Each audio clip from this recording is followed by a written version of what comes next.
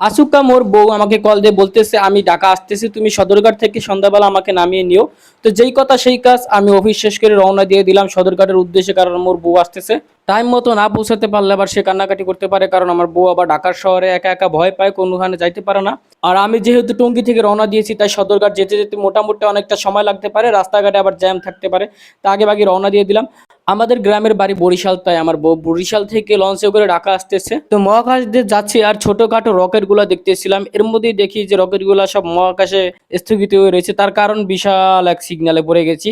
আমি বুঝি না ভাই, আমি যে রাস্তা দিয়ে যাই সেই রাস্তায় কেন এত জ্যাম থাকে। যাই হোক, অবশেষে পৌঁছে গেলাম সদরঘাট। আর খুঁজতেছি আমার বউ কোথায়, কিন্তু আমার বউ এখনো আসেনি, কারণ লঞ্চই তো এখনো আসেনি।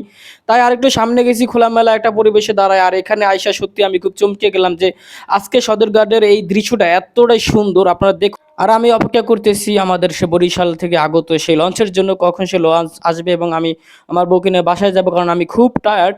তো যাই হোক দর্শক, এখানে আমি একটু অপেক্ষা করতেছিলাম, তার মাঝে ভাবলাম যে একটু বেলপুরি খেয়ে নিই, কারণ বেলপুরি দেখলে আমি আবার আমার লোভ সামলাইতে পারি না। যাই হোক, লঞ্চ আসার আগে আগেই বেলপুরি খেতে হবে, না হলে আবার আমার বুঝাই ফেলবে। একা একা খেয়েছি বলে আবার সে রাগ করতে পারে। যাই হোক, দেখুন দর্শক, আজকের এই ভিউটা আপনারা এনজয় করুন। সদরঘাট এসে এরকম একটি সুন্দর সন্ধ্যার সাথে যে আমি মুখোমুখি হব সেটা বুঝিনি। আজকের এই সন্ধ্যাটা আমার মনে থাকবে, কারণ সূর্য কি সুন্দর একটা আলোকিত লাল আলোকিত করে রেখেছে পুরো সদরঘাটকে। তো দর্শক, যারা যারা ঢাকা আসছেন তারা অবশ্যই সদরঘাট আসছেন। সদরঘাট যারা নেওয়া এসেছেন তারা হয়তো সদরঘাট সম্পর্কে এতটা ধারণা রাখেন না। তো আজকের এই সূর্যটা দেখুন, এতটা সুন্দর এবং এতটা কালারফুল, ওয়াও!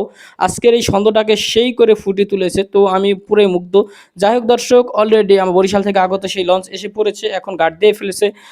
তো আমি আমার বউকে রিসিভ করে নিয়ে এখন বাসায় চলে যাব। আপনারা অনেকক্ষণ ছিলেন, ভিডিওটা দেখেছেন, সবাইকে ধন্যবাদ। দেখা হবে নতুন কোনো ভিডিওতে। আল্লাহ হাফেজ, সবাই ভালো থাকবেন, টাটা।